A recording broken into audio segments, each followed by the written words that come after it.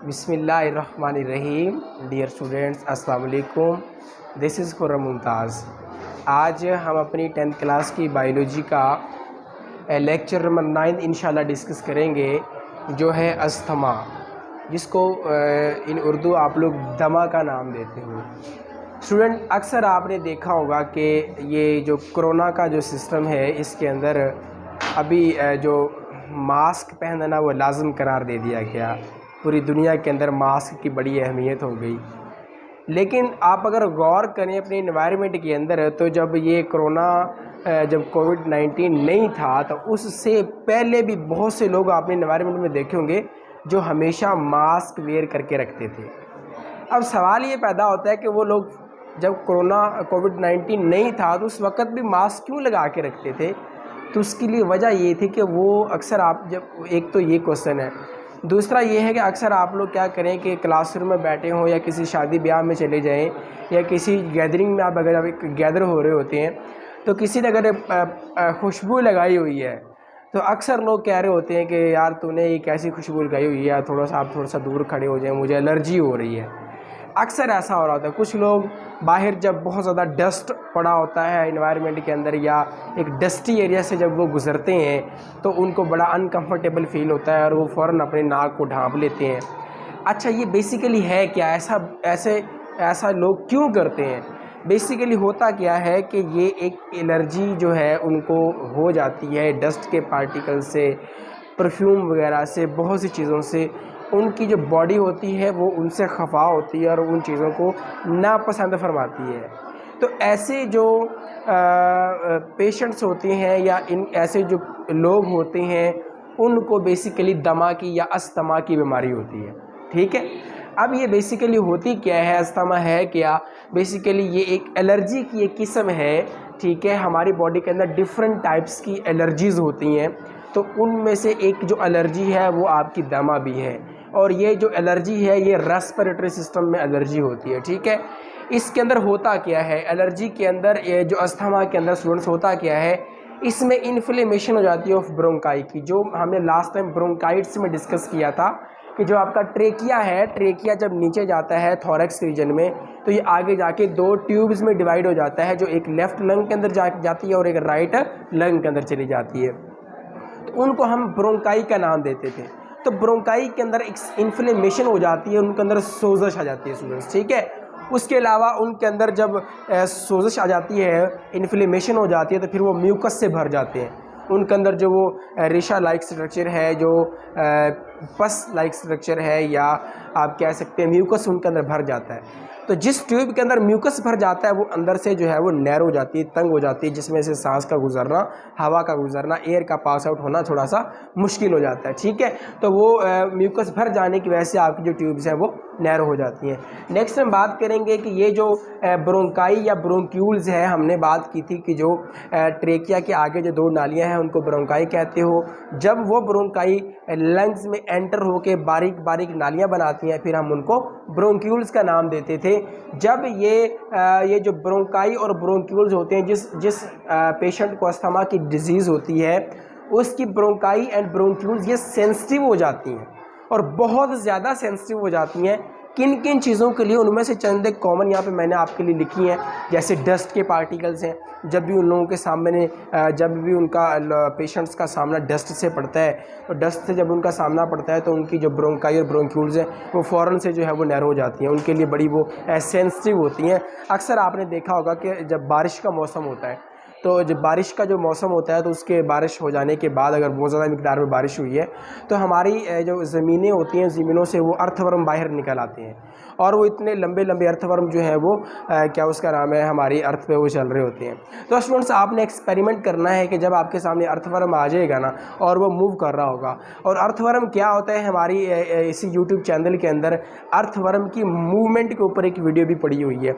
अगर आपने देखनी है, आप वहाँ से जाके इसी यूट्यूब चैनल के अंदर एक अर्थवर्म की उसकी टाइटल है मूवमेंट ऑफ अर्थवर्म। ठीक है, तो आप अगर वो भी इंटरनेट पे सर्च करेंगे तो आपको अर्थवर्म जो है वो मूव करता हुआ दिखाई देगा। तो आप क्या करें कि वो जो अर्थवर्म जब मूव कर रहा होगा ना, आप क्या करें, कोई एक छोटा सा तिनका लेकर उसकी बॉडी को टच करें। तो जैसे ही आप उसकी बॉडी को वो तिनका टच करेंगे, वो तकरीबन जो है वो 6 to 7 इंच का जो, या हो सकता है इससे भी ज़्यादा लंबा जो अर्थवर्म होगा, वो फ़ौरन से जो है वो कॉन्ट्रैक्ट करेगा और वो बिल्कुल एक छोटी सी शक्ल इख्तियार कर लेगा। इसका मतलब ये है कि उसकी बॉडी के जो सेल्स थे वो सेंसिटिव थे किसी भी एक्सटर्नल स्टिमुलाई के लिए। जैसे ही उनको कोई एक्सटर्नल स्टिमुलाई मिलता है, वो फ़ौरन क्या करते हैं कि वो अपना बॉडी को वो कॉन्ट्रैक्ट कर लेते हैं। तो स्टूडेंट्स इसी तरह बिल्कुल अर्थवर्म की तरह हमारी ब्रोंकाई और ब्रोंक्यूल्स होते हैं। जैसे ही ये डस्ट, स्मोक वगैरह या परफ्यूम वगैरह, ये पोलन ग्रेन्स जो होते हैं, जैसे ही हमारी नोज़ के ज़रिए हमारी बॉडी में एंटर होते हैं, रेस्पिरेटरी सिस्टम को टच करते हैं, वो अर्थवर्म की तरह जो हमारी जो ब्रोंकाई और ब्रोंक्यूल्स हैं वो फ़ौरन कॉन्ट्रैक्ट कर जाती हैं, वो फ़ौरन जो है वो सिकुड़ जाती हैं, जिससे क्या होता है कि फिर हमारा जो सांस लेने का प्रोसेस है वो थोड़ा मुश्किल में पड़ जाता है स्टूडेंट्स। तो नेक्स्ट हम देखेंगे व्हेन एक्सपोज, जब भी कोई एक जैसे मैंने ऑलरेडी बता चुका कि जब भी कोई पेशेंट जो है वो इन चीज़ों को एक्सपोज करता है, इन चीज़ों का सामना करता है, इन चीज़ों का उससे वास्ता पड़ता है, बिकम नैरो, तो उसकी जो ब्रोंकाई एंड ब्रोंक्यूल्स हैं वो क्या हो जाती हैं स्टूडेंट्स, नैरो हो जाती हैं। उसके अलावा जब वो नैरो हो जाएंगी तो डेफिनेटली जो काम होना है वो आप सबको पता है, चूँकि आपने सारे लेक्चर्स पीछे से देखे हैं। तो जब भी आपकी जो ट्यूब्स हैं, एयर ट्यूब जिनमें से एयर पास करती है, जैसे ही वो क्लोज़ होगी, जैसे ही वो नैरो होगी, तो सबसे बड़ा जो इफेक्ट होना है वो ये है कि शॉर्टनेस इन ब्रीथिंग, कि आपका सांस लेने में तंगी आएगी, आप सांस मुश्किल से ले पाएंगे स्टूडेंट्स। ओके, इसकी कुछ सिम्टम्स हैं, हमें कैसे पता चलेगा कि इस बंदे को जो है वो अस्थमा हो गया है, उसकी कुछ स्पेसिफिक सिस्टम्स होती हैं। तो बुक वाला कहता है कि it vary from person to person, हर शख्स के अंदर अस्थमा की डिजीज़ डिफरेंट हो सकती हैं, बट ऐसी कुछ मैं आपको बताने जा रहा हूं जो सब में कॉमन है, जो ज़्यादातर पेशेंट्स के अंदर जो है वो देखी गई हैं। ठीक है, जैसे शॉर्टनेस ऑफ ब्रीथिंग, ये तो मेजर है। जब भी मैंने आपको बारहा हर लेक्चर में बताया है कि रेस्पिरेटरी डिसऑर्डर्स के अंदर शॉर्टनेस ऑफ ब्रीथिंग ये हो रही होती है हर उसके अंदर। उसके अलावा जब आपके पास है वीजिंग, उसके अलावा को है, चेस्ट टाइटनेस है, आपकी सांस लेने में तंगी का आ जाना, खांसी का आना, ठीक है। उसके अलावा ये सारी चीज़ें जो हैं वो दमा का, और सबसे बड़ी मैंने आपको इसकी जो काज बताया है, सिम्टम बताई है, वो ये है कि आपको एलर्जी हो जाती है इन चीज़ों से। आप जहाँ पर भी आपको डस्ट, स्मोक और परफ्यूम या पोलन्स आपको नज़र आएंगे, आपकी बॉडी वहाँ से दूर भागने की कोशिश करेगी।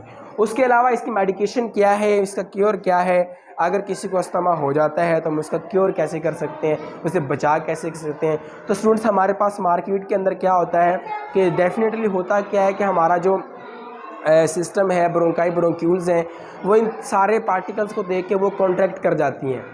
जब वो कॉन्ट्रैक्ट कर जाती हैं, जैसे आपके पास ये अगर एक नॉर्मल ट्यूब है, ठीक है, ये नाली है, तो फिर उसकी कंडीशन क्या हो जाती है कि ये सारी जो है वो सिकुड़ना शुरू हो जाती हैं, और इसके अंदर जो इस तरह से जो है वो एक म्यूकस लाइक स्ट्रक्चर भर जाता है, जिसमें आपका जो दरमियान वाला जो होल है वो स्टूडेंट्स बिल्कुल थोड़ा रह जाता है, और साइडों से सारा ये म्यूकस वगैरह भर जाता है। ठीक है, अब इसका इलाज तो ये है कि ये जो नॉर्मल इसकी जो एरिया था, क्रॉस सेक्शनल एरिया ट्यूब का, वो अगर वैसे ही दोबारा हो जाए तो उसका इलाज हो गया।